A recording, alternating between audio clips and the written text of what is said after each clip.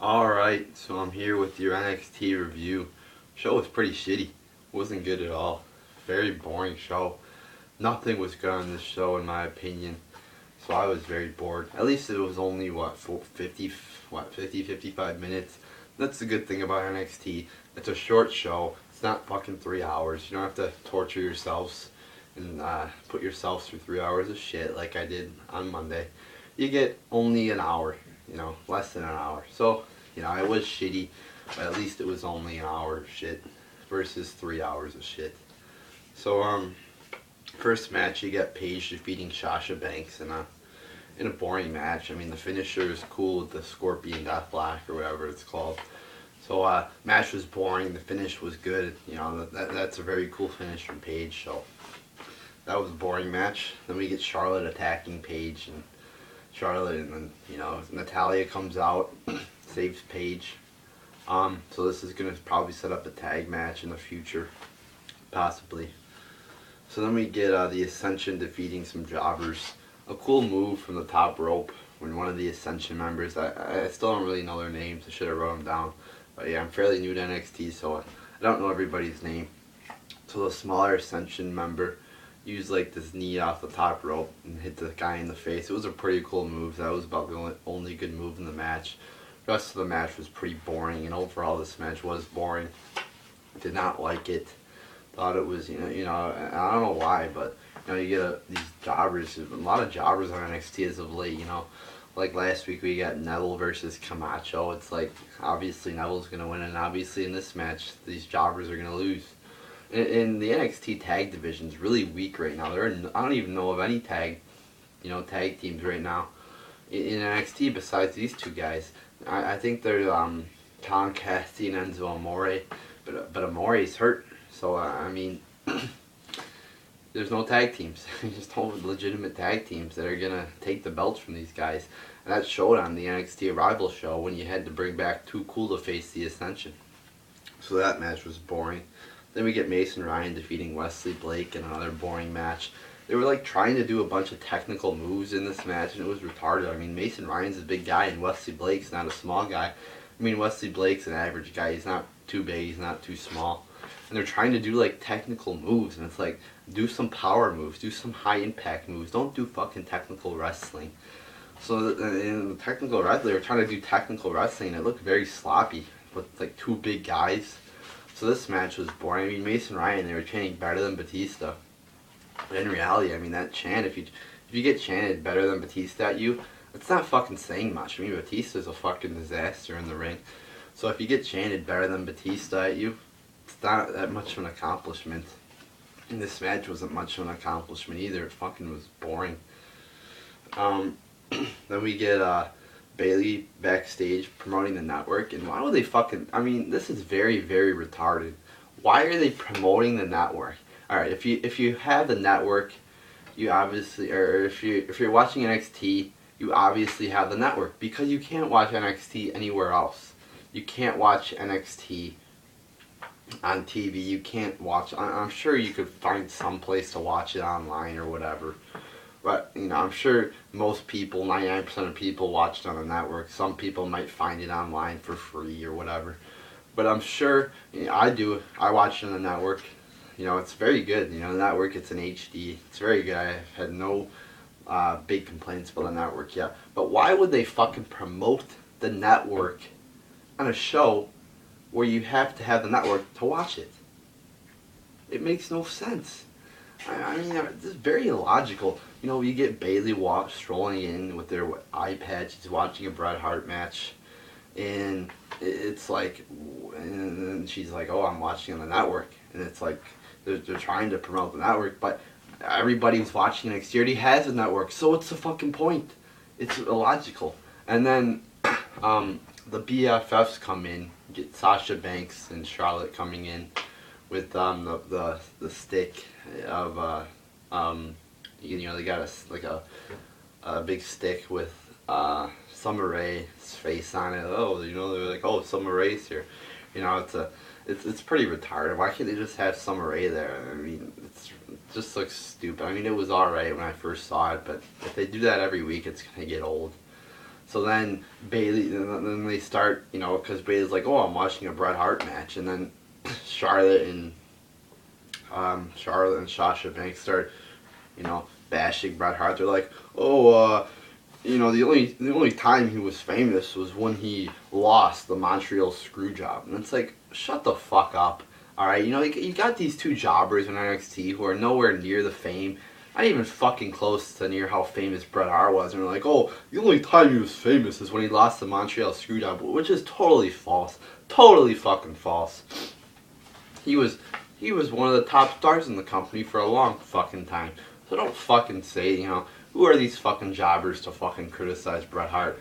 You know, it's different if you're cutting a promo with Bret Hart, you know, like CM Punk was in 2012. Remember that promo he had with Bret Hart? Difference is, Bret Hart's actually there. You're actually cutting a promo to further the storyline. And CM Punk's actually a top guy. So it's very fucking different. Now you got these two jobbers criticizing Bret Hart. Just shut the fuck up. It's very stupid. So then Natalia comes in to try to save Bailey, because Bailey, acting like a 5-year-old, grabs a Summer Rae sign and starts imitating Summer Rae. This is very childish, I thought. So Natalia has to come in to save, Natalia comes in to save Bailey. And, then Natalia and Charlotte start arguing about their fathers. And that was retarded, too. Don't argue about your fathers, how great they were. Argue about how good you are. It just looked very stupid. So I did not like that backstage segment there. Then we get Rusev defeating Woods. Before the match, you get Woods coming out, and then Tyler Breeze comes out, attacks Woods. They both want to fight Rusev. Then Rusev beats Woods. Thought this match could have been better. Thought it could have been more of a beatdown. I would have liked to see Woods get his ass kicked a little bit more. But it was just seemed like a normal match. It was a little bit of a botch on the Samoan drop by Rusev. So I was looking for more in this match, looking for a bigger, more of a beatdown sort of type match, sort of just Rusev just fucking dominating Woods. But it wasn't horrible, because anytime Woods gets beat, I'm fucking happy. I'm fucking happy. This was probably the best segment of the night. Why? Because Xavier Woods lost. And he got, I was enjoying the fact that after the match, the bell was, Woods already tapped out to the accolade and he kept holding it on. I enjoyed it, Anytime Woods loses, I enjoy it. So this was probably the best segment of the night because Woods lost. And he got, it wasn't a big beatdown, but he was dominated throughout the whole match. But I was looking for more of a domination from Rusev, just a little bit more, because Woods did get a little bit of offense, and Alexander Rusev should have just been on the offensive throughout the entire match and just beat his ass down. Then we get Neville backstage with Bo, and Neville slaps Bo Dallas, and Bo Dallas doesn't even retaliate. I mean, when somebody slaps you or attacks you, you should retaliate. And this has been like a recurring theme throughout WWE in the past couple, just for a long time now. Somebody slaps a person, and then that person does nothing to retaliate, and it just looks retarded. You got Neville slapping Bo Dallas, and Bo doesn't do anything. It's like, could we get some toughness out of these guys? If somebody slapped Stone Cold Steve Austin, you think he would just take it and say, hey, that's alright? No, he would fucking retaliate. So it just, not good, did not look good. And when they did it with Miz and CJ Parker. I think CJ Parker slapped the Miz, and Miz did nothing in retaliation. Just looks retarded. Then we get Bo defeating Colin Cassidy. Match was boring. Match sucked. I mean, holy shit. No good spots really during this match. I mean, Colin Cassidy his moves looked alright on Bo Dallas, who was a smaller guy. I think they built Colin Cassidy as a 7-foot. I don't know if he's that tall, but he's pretty tall. So some of the moves that Colin Cassidy did looked alright on Bo Dallas, since Bo Dallas is smaller, distinctly smaller than Cassidy. But this match was boring. It sucked.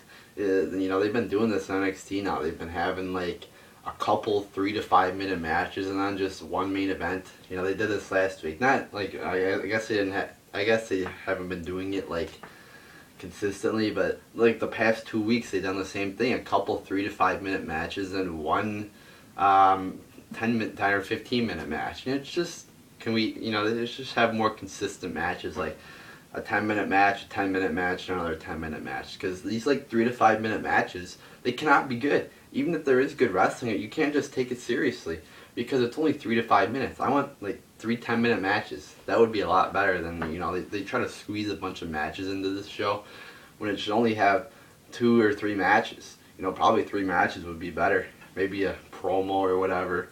And then they've been having all these backstage segments too. It's like have one or two at most. They had like 4 or 5, 3, 4 or 5. Oh, they had a retarded one with Mojo Rawley. He's like fucking. Then he fucking kicks the door, and it's like, calm the fuck down. He's like, oh, I don't get hype, I stay hype, and he didn't even have a match. I thought he was gonna have a match. He was like running all over the place, and then he kicks the door open. I thought he was coming down to the ring to have a match, but he wasn't even on the fucking show.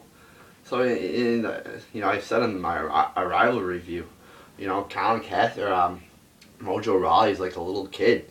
He has a lot of energy, and he's just annoying to parents. And he was just annoying to me in this little segment here. Running around like a fucking 2-year-old, and it's just childish, another childish gimmick. It's retarded, just like Bailey, childish. And Mojo Rawley just fucking can't wrestle. I hear he's like, a new guy. The only reason they brought him in because he's a big guy, and he runs around like a little child, screaming, yelling, calm down, stop drinking fucking coffee, and calm the fuck down. Holy shit. So fucking annoying. Doesn't even look like an adult. Doesn't even look like a fucking adult. Can you buy this guy as a fucking adult? Is this how he really acts in real life? No, it's retarded. So, yeah, this show as a whole is boring, very boring, not good. Hopefully we could get a better show next week. I'm really hoping for more, 10-minute matches. We only got one of them, and 2 of them in the past 2 weeks. We should get all the matches on NXT should be like 10-minute matches, but we only get one a week. I'm hoping for more legitimate matches. Like the Ascension versus these jobbers. That's not a legitimate match. So I'm really hoping for some more legitimate matches, not these squash matches and shit. So NXT was boring. Hopefully we can get a better episode next week. So there you go, people.